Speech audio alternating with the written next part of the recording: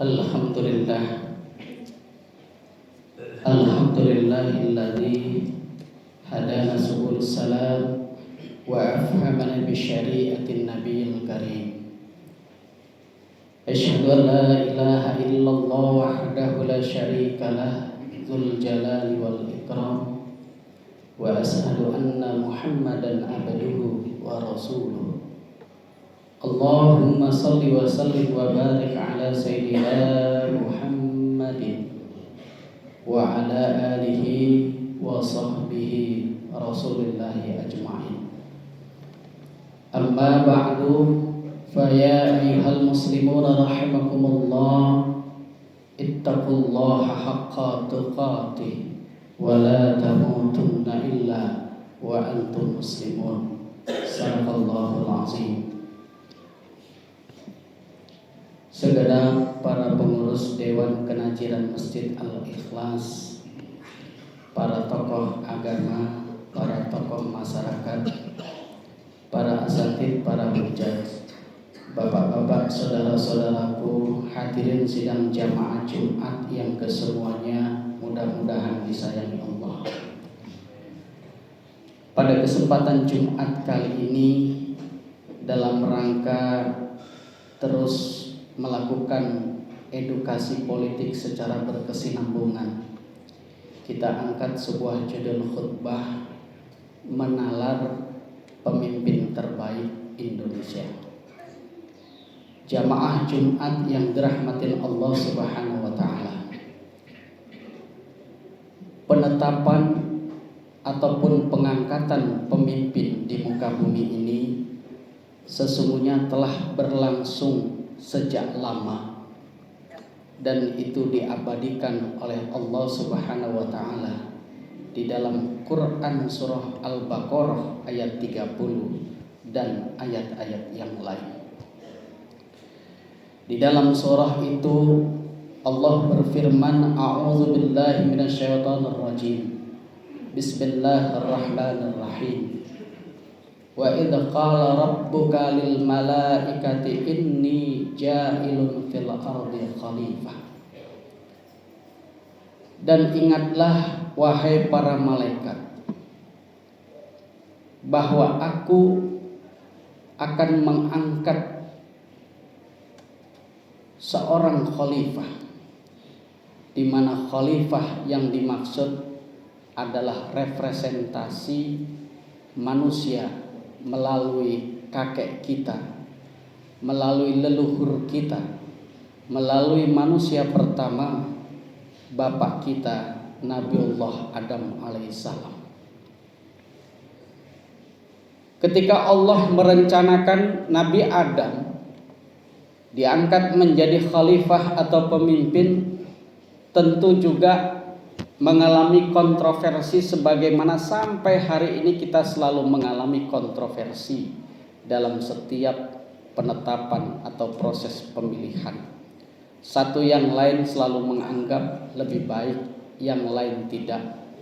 Dan tentu yang paling bijak adalah kenapa mereka dicalonkan, karena merekalah yang terbaik di antara kita. Tetapi muncul satu pemimpin yang kita harapkan adalah pemimpin yang terbaik di antara pemimpin yang baik. Hal ini telah tergambar sebelumnya.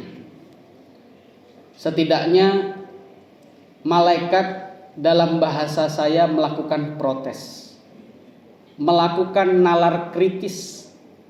Artinya bahwa malaikat itu adalah makhluk yang pintar, tapi sekaligus makhluk yang Allah ciptakan sebagai makhluk yang taat kepada Tuhannya. Apa kata malaikat? Ya Allah, kenapa Engkau menciptakan manusia, terlebih mengangkat Nabi Adam menjadi khalifah? Bukankah manusia itu kerjaannya itu akan melakukan kerusakan di muka bumi dan akan melakukan pertumpahan darah? Allah menjawabnya simpel, inni a'lamu ma la ta'lamun. Sesungguhnya aku lebih tahu daripada yang kamu tahu. Dan itulah yang kemudian melalui perintah Allah, Nabi Adam alaihissalam itu diperkenalkan seluruh nama-nama benda yang merupakan simpul bahwa Nabi Adam itu Allah persiapkan menjadi makhluk, menjadi manusia yang paling pintar. Wa 'allama Adamal asma'a kullaha. Semua nama-nama benda sebagai simbol pengetahuan itu Allah ajarkan kepada Nabi Adam. Lalu Nabi Adam diperintahkan untuk kira-kira mempresentasikan pengetahuannya, kompetensinya cocok apa enggak dia menjadi pemimpin di muka bumi ini. Dan ternyata nalar kritis malaikat itu anggap saja pemilih-pemilih yang cerdas. Ketika dikasih tahu, diberikan tahu, ketika argumentasi kuat dan rasionalitasnya cukup meyakinkan, maka malaikat pun sujud. Sami'na wa ta'na. Sujud kepada Nabi Adam, patuh kepada Allah Subhanahu wa taala. Dan ini adalah penggambaran pemilih yang kritis, cerdas, tetapi ketika diberikan argumentasi yang kuat, yang masuk akal, maka kemudian dia patuh, tidak membangkang. Berbeda dengan iblis. Dia tahu bahwa dia adalah makhluk istimewa di hadapan Allah sebelum diciptakan Nabi Adam, dan dia meyakini bahwa dia secara strata, secara hierarki lebih tinggi daripada Nabi Adam. Adam diciptakan dari tanah, dia dari api. Maka ketika disuruh sujud, iblis menolak. Iblis menolak, tidak mau sujud. Selain juga gengsi, juga dia itu secara emosional tidak suka Nabi Adam itu akan menjadi pemimpin atau Allah tetapkan menjadi khalifah fil ardi. Apa yang dilakukan? Iblis pun minta rekomendasi baru. Ya Allah, izinkan aku menggoda anak cucu Adam sampai kiamat. Dan itu Allah setujui, Allah ACC. Diizinkan iblis, setan dan keturunannya menggoda kita. Jamaah yang dirahmatin Allah Subhanahu wa taala. Ada dialog yang menarik dari peristiwa penetapan pengangkatan Nabi Adam sebagai khalifah atau pemimpin di muka bumi oleh Allah, dan kemudian mengalami kontroversi malaikat dengan iblis. Orang-orang yang punya logika iblis adalah orang-orang yang terkesima dan suka diperdaya dengan hal-hal yang tidak pasti. Dan ini dilakukan oleh iblis kepada Siti Hawa dan kepada Nabi Adam. Apa godaan yang dilakukan? Diberikan iming-iming. Wahai Nabi Adam, itu buah khuldi di surga itu buah yang menarik. Kalau kamu makan, kamu akan menjadi abadi di surga. Sebuah janji-janji yang sangat memukau, menarik. Kenapa Allah melarang kamu mendekati buah khuldi? Itu karena kalau kamu makan, kamu akan abadi. Dan Allah gak suka kalau kamu abadi. Digoda sedemikian rupa, diberikan iming-iming. Akhirnya Nabi Adam kakek kita, Siti Hawa nenek kita terperdaya. Dimakan itu buah khuldi. Masuklah dalam jebakan janji-janji palsu dari iblis. Sementara malaikat adalah pemilih yang cerdas, pemilih yang rasional, pemilih yang berpikir panjang tentang masa depan sebuah bangsa, masa depan bumi ini, masa depan kita semua. Jamaah yang dirahmatin Allah Subhanahu wa taala, betapa pentingnya pemimpin itu. Dalam ayat lain Allah juga berfirman, qala inni ja'iluka lin-nasi imama. Qala wa min zurriyyati ila akhir ayat. Allah berfirman kepada Nabiullah Ibrahim alaihissalam, aku akan mengangkat manusia itu menjadi imam, menjadi pemimpin di antara manusia. Lalu kemudian Nabi Ibrahim tidak berani membantah. Dia patuh sepenuhnya kepada Allah Subhanahu wa taala, tetapi kemudian Nabi Ibrahim nyaut, qala wa min zurriyyati ya Allah. Kemudian Nabi Ibrahim berkata, kalau bisa juga di antara keturunan-keturunanku. Artinya apa? Hadirin yang dirahmatin Allah. Ketika Nabi Ibrahim diminta menjadi pemimpin, Nabi Ibrahim tidak tolak, tapi justru Nabi Ibrahim request, kira-kira kalau nanti Nabi Ibrahim mati, masa kepemimpinan habis, wa min zuriati, jangan lupa keturunanku. Dari ayat ini kita juga mendapatkan ilmu pengetahuan bahwa ternyata kepemimpinan harus melakukan regenerasi, kaderisasi. Ada estafet, di mana estafet itu pasti lagi-lagi kita mendambakan pemimpin yang terbaik supaya Indonesia ini menjadi baldatun thayyibatun wa rabbun ghafur. Negeri ini gemah ripah loh Cinawi toto tentrem kertora harjo. Negaranya makmur, sejahtera, dan diindikasikan dengan perilaku bangsanya baik, akhlak pemimpinnya mulia. Jamaah yang dirahmatin Allah Subhanahu wa taala, di dalam kitab Jami'us Saghir, Rasulullah sallallahu alaihi wasallam dalam hadis menjelaskan, as-sultanu zillullahi fil ardi. Yang namanya pemerintah, yang namanya pemimpin itu naungan kita semua, naungan Allah yang ada di muka bumi. Betapa sakralnya pemimpin itu, hadirin yang dirahmatin Allah. Sakral sekali.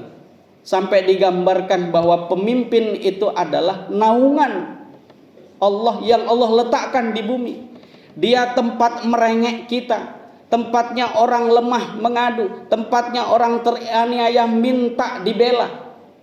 Dan itulah pemimpin, dan itulah pemerintah, tempat kita bernaung di muka bumi ini. Saking pentingnya pemimpin, pemimpin itu disandingkan sama Rasul, disandingkan sama Allah. Dan ini dibuktikan pada ayat atiullaha wa atiur rasul wa ulil amri minkum.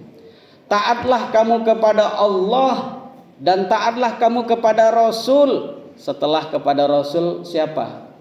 Wa ulil amri minkum. Taatlah kamu kepada pemimpin yang kamu pilih di antara kamu. Ini disebut kalimat berangkai. Ketaatan kepada Allah, ketaatan kepada Rasul, ketaatan kepada pemimpin disejajarkan. Dalam ilmu penafsiran, kata-kata wa atau atop, bau atop menunjukkan bahwa ini berjenjang. Setelah taat kepada Allah, taat kepada Rasul, taat kepada pemimpin di antara kamu. Muncul pertanyaan, taat kepada pemimpin yang seperti apa? Satu kata kunci dari ayat ini adalah pemimpin yang taat kepada Allah dan pemimpin yang taat kepada Rasul. Itulah pemimpin yang baik. Itulah pemimpin yang harus kita pedomani. Sebab apa? Layaknya orang tua kalau sudah melakukan titah, melakukan perintah, sekalipun perintah itu tidak menyenangkan buat kita, maka bagi seorang anak wajib patuh dan taat kepada orang tuanya. Tetapi ketika orang tuanya memerintahkan anaknya untuk berbuat maksiat, nah hari ini gak punya beras, kamu nyuri kemana aja kek, yang penting pulang bawa duit, maka kita tidak boleh patuh kepada orang tua. Itu anak kepada orang tua. Begitu juga kita rakyat kepada pemimpin. Sepanjang pemimpin kita itu RT kita, RW kita, camat kita, bupati kita, wali kota kita, gubernur kita, menteri kita, presiden kita nyuruh kepada kita buat peraturan kebijaksanaan atau kebijakan peraturan yang kita tidak suka, maka sepanjang perintah itu baik, kita harus mau sami'na wa ata'na, harus patuh. Tetapi ketika pemimpin itu nyuruh kita untuk tidak berbuat baik, melanggar syariat, melanggar agama, itu adalah pemimpin yang zalim, pemimpin yang buruk, pemimpin yang tidak boleh ditaati. Itulah makna yang terkandung di dalam atiullah wa atiur rasul wa ulil amri minkum. Jamaah yang dirahmatin Allah Subhanahu wa taala. Lalu bagaimana kita bisa menakar pemimpin yang terbaik untuk bangsa ini? tentu dalam proses kampanye di tahun politik sampai nanti pencoblosan, ada tenggang masa yang cukup untuk kita cerdas dengan sendirinya untuk melihat mana yang terbaik buat bangsa ini. Setidaknya kita berharap mudah-mudahan kita adalah pemilih yang cerdas sebagaimana malaikat. Bukan pemilih yang terpesona dengan janji-janji, bukan pemilih yang diiming-iming yang tidak pasti, pemimpin yang kemudian meneladani sikap haluan daripada iblis dan keturunannya. Rasulullah SAW dalam berbagai hadis secara singkat khotib ingin sampaikan, ada 5 hal karakter pemimpin yang perlu kita pertimbangkan. Dan ini secara normatif, tetapi secara aplikatif perlu kita amalkan bersama supaya berkah ini melimpah kepada bangsa Indonesia. Apa saja yang diisyaratkan oleh Rasul? Pertama adalah pemimpin yang jujur.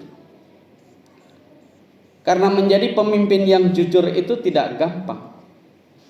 Justru belakangan ini Indonesia semuanya serba membuktikan dan ingin pembuktian, dikarenakan memang bangsa ini sudah terlanjur banyak bohongnya. Semuanya ingin serba dibuktikan. Satu contoh kecil saja. Ketika kita menjadi guru pada masa lalu, guru itu sibuk dengan mengajar dan terus mengajar, intens hubungan mereka dengan murid. Tapi belakangan ini adalah kertas, berkas. Itu semua apa? Pembuktian. Kenapa harus dibuktikan? Karena kita sudah terlanjur banyak bohongnya. Semuanya butuh pembuktian. Apakah anak pintar itu tidak cukup menjadi bukti? Harus dibuktikan dengan kertas-kertas, sehingga kertas itu dibuat-buat. Tidak pernah ada, tapi kemudian diada-adakan. Dan itu terjadi di zaman kita. Menjadi pemimpin yang jujur itu penting. Lalu yang kedua adalah amanah. Ladina liman la amanata lahu. Rasulullah SAW dalam hadisnya menyebutkan tidak beragama seseorang yang dia tidak amanah. Karena bicara amanah, dia tidak berpikir ini rakyat tahu atau tidak, masyarakat bawahan tahu atau tidak. Yang dia tahu adalah bahwa dia sedang berjanji dan mengemban amanah dari Allah Subhanahu wa taala sebagai bentuk estafet kepemimpinan dari kakek kita, leluhur kita yang telah ditetapkan menjadi khalifah fil ardi. Lalu yang ketiga adalah pribadi yang bertanggung jawab. Lalu yang keempat adalah ahli dan cerdas, karena kecerdasan, kepintaran dan keahlian itu menjadi arus utama untuk memandu dirinya menjadi membangun sikap yang tepat, mengambil keputusan-keputusan yang tepat.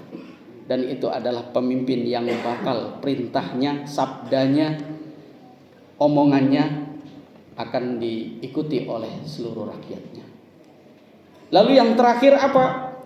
Terakhir adalah pemimpin yang baik adalah pemimpin yang mencintai rakyatnya dan pun dia dicintai oleh rakyatnya.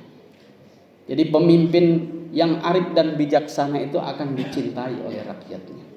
Ada orang kita cinta sama dia, dia tidak cinta sama kita. Atau sebaliknya. Jadi pemimpin yang baik, dia mencintai rakyatnya. Walaupun mungkin beda warna kita, beda pilihan kita, beda ideologi kita. Tetapi pemimpin yang baik akan mampu mencintai rakyatnya. Kullukum ra'in wa kullukum mas'ulun an ra'iyati. Setiap kamu adalah pemimpin dan setiap pemimpin akan dimintai pertanggungjawabannya. Inilah sebagai bentuk pengejawantahan daripada profil karakter kepemimpinan Nabi Muhammad sallallahu alaihi wasallam yang kita kenal cukup populer tapi masih minus pengamalan, yaitu siddiq, amanah, tabligh, fatonah. Dan itulah yang dikembangkan dalam diri Rasul, sehingga Rasul tidak hanya menjadi pemimpin bagi bangsa Arab, tetapi menjadi pemimpin dunia, wabil khusus umat Islam. Mudah-mudahan khutbah yang singkat ini bisa menambah perbendaharaan ilmu kita, dan ilmu kita yang sedikit ini menjadi lentera buat kehidupan kita. Kita selalu berikhtiar dan berdoa tanpa henti agar Allah menganugerahkan pemimpin terbaik buat bangsa Indonesia menjadi baldatun thayyibatun wa rabbun ghafur. Barakallahu li wa lakum fil Qur'anil Karim wa qur rabbighfir warham wa anta khairur rahimin.